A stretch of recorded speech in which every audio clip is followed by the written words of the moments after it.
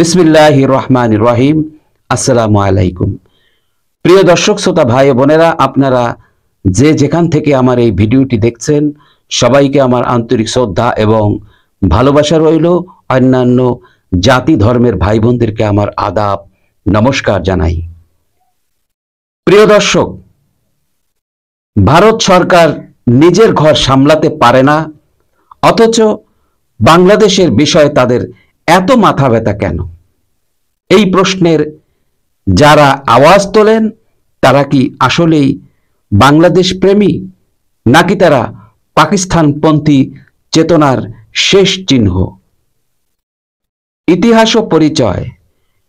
1971 সালে এই বাংলাকে স্বাধীন করেছিল লক্ষ লক্ষ শহীদের ত্যাগ, মা বোনের সম্ভ্রমের বিনিময়ে। আর এই লড়াইয়ে আমাদের সবচেয়ে বড় সহায় হয়েছিল ভারত। কিন্তু আজ কিছু মুখোশধারী, নামে মাত্র বাঙালি, ভারতের বিরোধিতা করছে।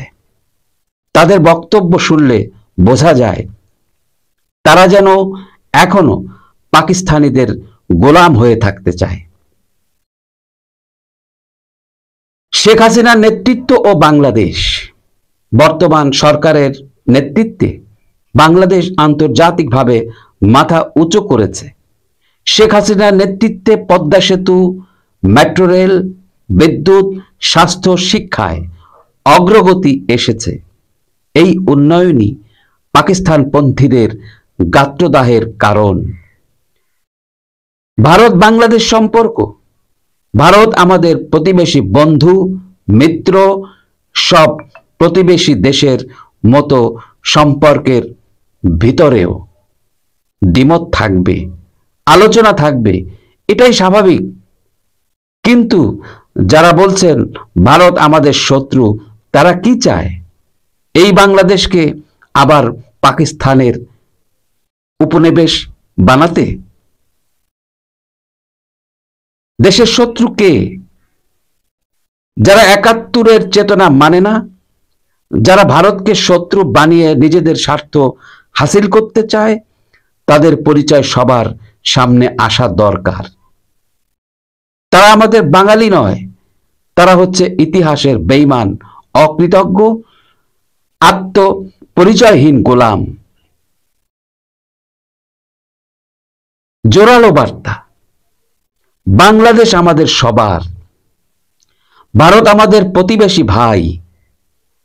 আর যারা পাকিস্তানের দালালি করে, তারা কখনো এই মাটির সন্তান হতে পারে না। চোখ খুলে দেখুন কারা আসল দেশপ্রেমিক আর কারা মুখোশধারী পাকিস্তানিদের দালাল। আপনাদের মতামত কমেন্টে জানান। ভিডিওটি শেয়ার করুন, লাইক করুন এবং চ্যানেলটি সাবস্ক্রাইব করে পাশে থাকার অনুরোধ জানিয়ে বিদায় নিচ্ছি। সবাই সুস্থ থাকবেন, ভালো থাকবেন। আল্লাহ হাফেজ। আসসালামু আলাইকুম।